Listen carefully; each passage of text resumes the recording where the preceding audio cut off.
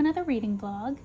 As you can see in the intro that I've decided to do, I've already done a little bit of reading. It was Plain Bad Heroines, which I am going to be reading in this video as well because I'm obsessed with it. I am feeling very fall. The weather is not. The weather is like, it's been like 70 degrees all week, and I'm annoyed because I want to wear sweaters and I want to drink hot coffee. I drink hot coffee anyway, like that's not a point of contention. Like it doesn't bother me that it's like 90 degrees out, I'll drink hot coffee, but like I want to feel like I should be drinking hot coffee, if that makes sense. I want it to, it's like late October, I feel like it should be colder. So to balance out the inconsistent weather, I have chosen some sort of fallish reads, and two of them are like very much fall, and then one of them is like, I don't know, the vibes are kind of like, I don't know, I'll have to read the book and then decide if it's like good for fall or not. But the cover is very like fallish to me for some reason. I had a time deciding what my last book was going to be. I had to get my partner to pick for me, and I'm still not 100% convinced of the decision, but I'm going to commit to it. So, the books. Obviously, we're continuing Plain Bad Heroines, and the only reason we're continuing is because I want to talk about it some more, and because I'm not done with it. But it's so good. It's so good, and I want to talk about it. So I'm going to finish it, and I'm obsessed with it. I think it's going to be 5 stars again, even though, because like I don't remember it from the first time really that much. So it's going to be 5 stars again because it's like I'm experiencing it again. It makes sense. Don't worry about it. And then I will also be reading Dracula, which comes in this fun little set of 3 books. It's a neat and compact little novel featuring 2 novels and a novella, I think. Isn't Dr. Jekyll and Mr. Hyde a novella? Introduction by Stephen King, the king of horror. Ha ha ha. So I will be reading Dracula. I will probably be annotating this a little bit. Probably just like underlining, not like fancy tabbing and everything. Just like little pen, little underline. I've never read Dracula before, so I'm curious. I've seen it. I've seen a play production. A collegiate play production. Take with that what you will. So that's the only sort of knowledge of Dracula I have going into this book. So I'm curious to see what it's actually like. And then lastly, I have Flashlight by Susan Choi. And this book is like it's not a thriller. It's thriller adjacent, I think. It's like her father dies one night mysteriously, and she's the only witness, but she doesn't remember anything, and she's got to navigate her life, and then her mom has her own like estranged family, and her father's family was estranged. So I think it's like a time traveling tale of family strife. I don't know. The cover seemed, I was just sort of in the, it seems fallish. I feel like it might be very atmospheric, so we'll see whether I'm right or not. Those are my choices. I will also be intermittently listening to What You Are Looking For Is in the Library. I have started this book. I've listened to the first sort of, I guess, story in it, which I enjoyed greatly. So I will be listening to that, sort of not like super like committed listening to that, but like on my drives. So that'll also be happening, but that's not like a focus of the video. Other than that, I think that is all I need to cover right now. I'm probably gonna go read Dracula right now. I've been in the mood for like classics lately, or like elevated writing. So I'm gonna go read Dracula. I will see you with an update.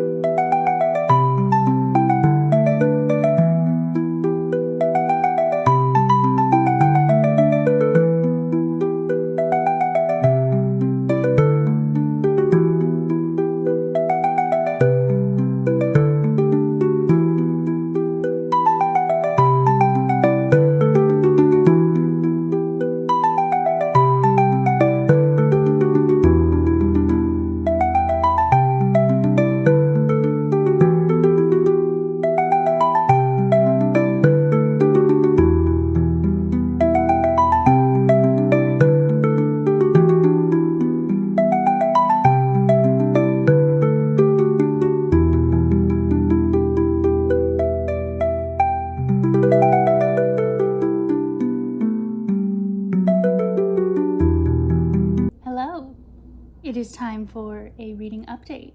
I have my coffee in my little mug. It says, "Witch, please." I know, but like, Halloween. So, I'm 158 pages into Dracula. Van Helsing was introduced maybe like 15 pages ago, which I was very excited about because he's funny, I think. At least he was funny when I saw him in that production. And part of that was from this really funny improv bit where he dropped a cross and went, "Jesus." That was a good bit and totally accidental, was not scripted. Yeah, it was like I was waiting for Van Helsing. I was like, where's that guy? Turns out he comes in at like page 130. So if any of you read Dracula for Van Helsing, you're going to be waiting a while. It's going very well so far. It is definitely the right time to read this book. It is spooky season. It is a little gloomy outside.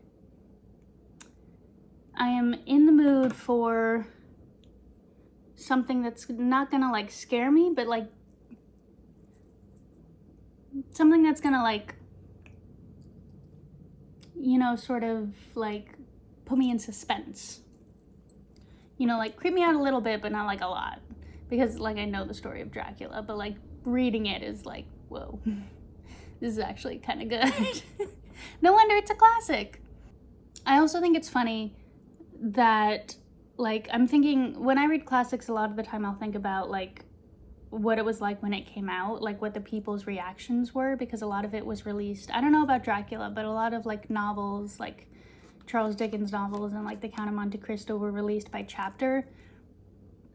And so I wonder how much people knew of like vampires. I mean, they had to have known of vampires, but did they know Dracula was a vampire? They had to have guessed at some point. I don't know how much vampireness Dracula made up, like Bram Stoker made up as he was writing Dracula, or how much of that was like in the common mythos for vampires. It'd be kind of interesting to like look that up at some point. But it's kind of funny reading it now, like all these characters, it's like a sort of dramatic irony where like all these characters are like, what's going on? Like, what's happening? I feel like I'm going crazy. And I'm like, you've got a Dracula, man. It's a vampire. But the only reason I know it's a vampire is because I know about Dracula. I don't know. That's just, it's my funny little like, ha ha ha, I know more than you. But yeah, it's really good. It's really good. It's an epistolary novel as well, which I think I might have known, but it's fun like reading through letters and journals, and it's mostly diaries, but like some of it's telegraphs. It's really interesting, and I'm really enjoying my time with it. I'm annotating it as well in like purple highlight, so you can see this is like a page. Oh no!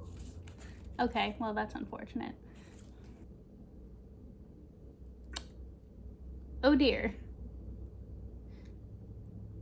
Is it happening over here too? No, it's not. It's just this one bit. Okay, well, guess I'll be buying a different version of Dracula to reread in the future.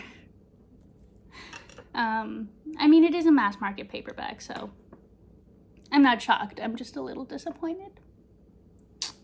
In other news, I have not read much of Plain Bad Heroines. I am on page 446.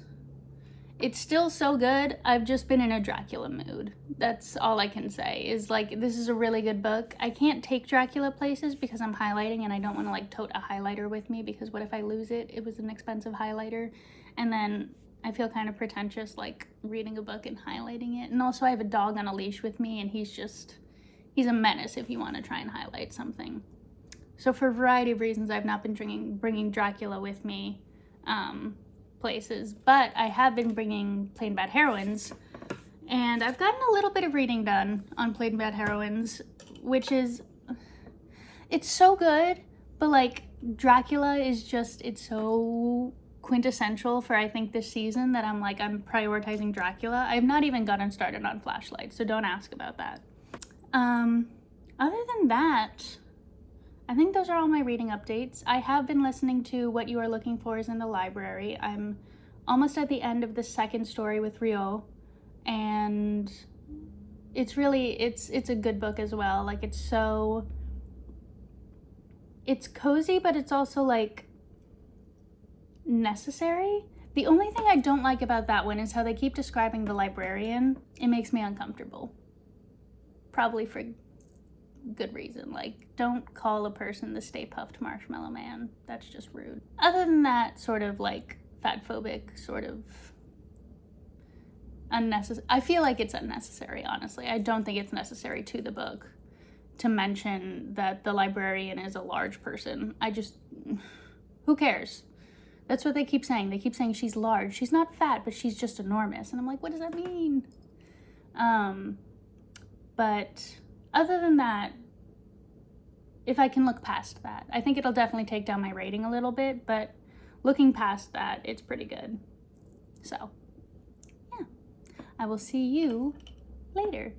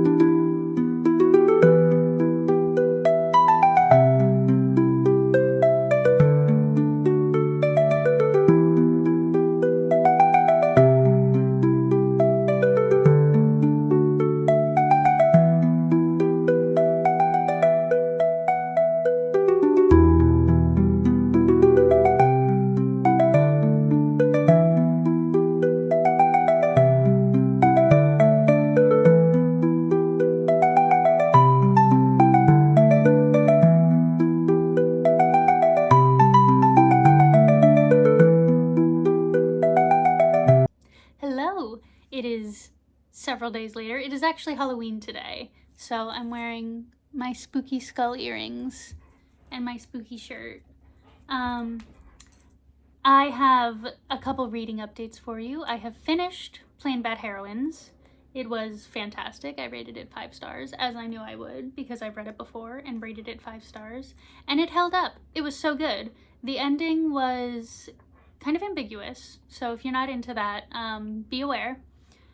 No spoil. I don't count that as a spoiler. I just think that's just something that people like to know about. If you're into insect horror, I would recommend this. If you're trying to get into horror, I would also recommend this because it's not like it's not like shit your pants scary. It's like, well, I'm a little creeped out, you know? So I would recommend it for anyone trying to get into horror. I'm not a big horror girly myself, but I really enjoyed Plain Bad Heroines. I think it was really good. And it's also like, it's told very like, the narrators, if you've read The Raven Scholar, the narrator is similar to the Raven in that book, except, I don't remember. Plain Bad Heroines has footnotes. I don't remember if The Raven Scholar does. Either way, both very good novels. Check them out.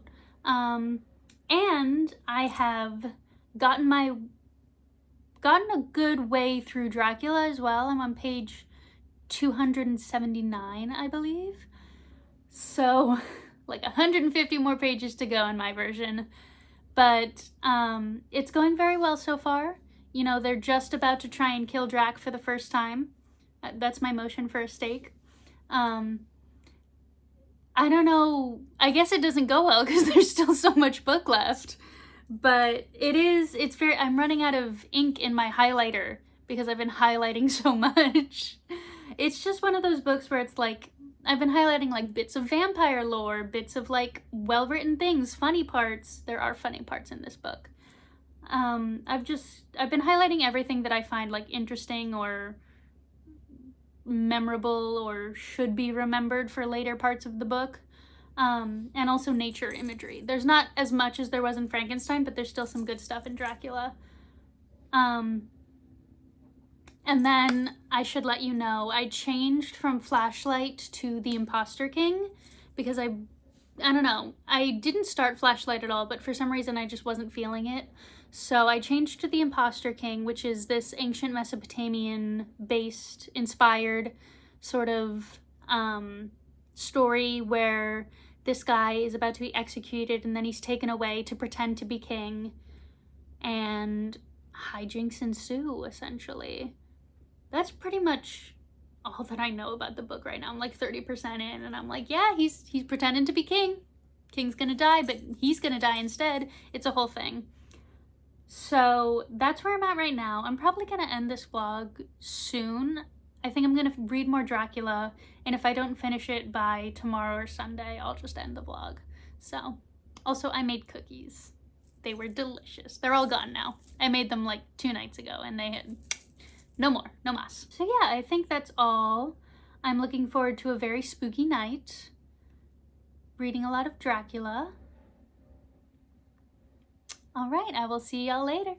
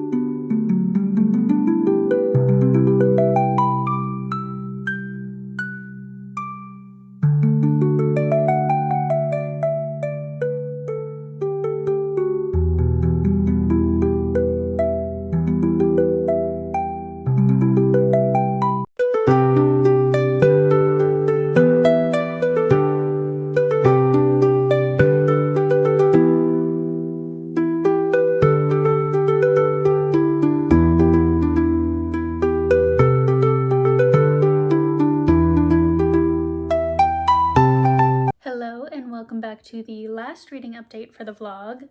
I say last because I just finished Dracula. I have thoughts. I have no idea what to rate it. It was so compelling in the beginning, and then it kind of dropped off, but I was still like intrigued because I'm also like a big fan of Jane Austen, so I was like, yes, tell me about the English people doing their weird little daily lives. And then by the end, like the last like 30 pages, I was like, oh my god, I need to know what happens. This is so tense. I was invested in the book. And some may argue that the ending is anticlimactic. I would disagree. Probably because everybody expects like a huge big ending or like a really dramatic moment, and I'm like, that's not how it works in most novels or in life. So I think the ending was good. And I liked most of the middle bits. It was slow, but slow in kind of the sense of like a Jane Austen novel slow, where it was like everyone was sort of figuring things out, working around, like, and it's an epistolary novel, so it's like everyone's journals and Dr. Seward's like voice notes that he's taking on like a phonograph or something. And then at the end, Van Helsing, you start to get Van Helsing's memorandum, so you get some of his like direct perspective too, which was interesting. But the whole ending bit, actually no, I'm not going to tell you that. That's spoilers, I think. Probably.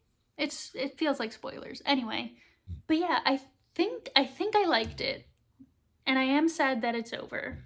I've dedicated many days to reading this damn book.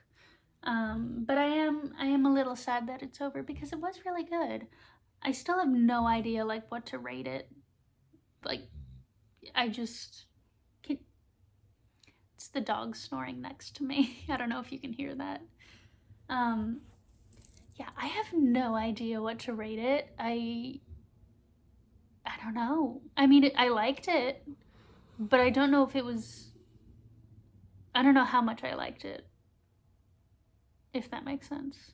Because like it was kind of a slog and I couldn't really read more than like 30 pages at a time, which kind of implies that it wasn't that good. But then I did really actually enjoy, like thinking back on it, like I enjoyed reading it for 30 pages at a time, if that makes sense. So maybe by the time I'm editing this part, I'll know what I've rated Dracula, but for now, just know that I liked it. That's pretty much it. So in this book, we finished Dracula, which was many pages, like 400 and something, crammed into this tiny book. Yeah, I think like this all is Dracula. Out of this book, this big chunk right here is Dracula. And it's like, there's not a lot of gaps. So it's a thickums book. But I think I don't know, this copy is falling apart, and I kind of, as much as I was like jazzed to get a copy of all three of these books in one book, it's like the first couple of pages of Dracula are practically like detached from the spine. They're like falling out. And I put all this work into annotating, well, not annotating, I just highlighted. But like, if I reread Dracula, I want to be able to reread it and see like my highlights. But I've opened this book, well, I've opened it many times, but like I've opened it once and it's already falling apart. So I'm a little pissed off. So I might have to, I don't know, maybe I'll keep this but get another copy of Dracula? I don't know. I'll figure it out. Either way, I'm still going to use this book to read Dr. Jekyll and Mr. Hyde at some point this year. Maybe in the next video or the one after that. During November, I think. My plan was to go September, October, November. So hopefully that will stay on track. Frankenstein kind of got a little into October, and Dracula, it is technically November 1st, but I'm counting it for October because I read most of it in October. So Dr. Jekyll and Mr. Hyde, that shouldn't take long. It's like 71, 75 pages. So that should not take any time at all. Yeah, I enjoyed Dracula quite a bit. I enjoyed Mina Harker quite a bit. I think she was adorable. I think her and Jonathan's devotion to each other was really nice to see, sort of in an older book. Like, I know you have like your Jane Austen novels where they're in love, but it was nice to see like in a book written by a man who loved his wife. I don't know, for some reason that just, I was like, oh, how refreshing. But also those dudes loved each other so much. It felt a little gay. A lot gay. It felt a lot gay. Like they were in love with, they kept saying, oh, we love these women so much. And I'm like, y'all are acting real gay for someone who supposedly loves women so much. And also for some reason, Van Helsing was like, oh, my dear Madam Mina, I love you. I'm like, girl, you've known her for one day. How do you love her? It's been a day. It's been like 2 hours.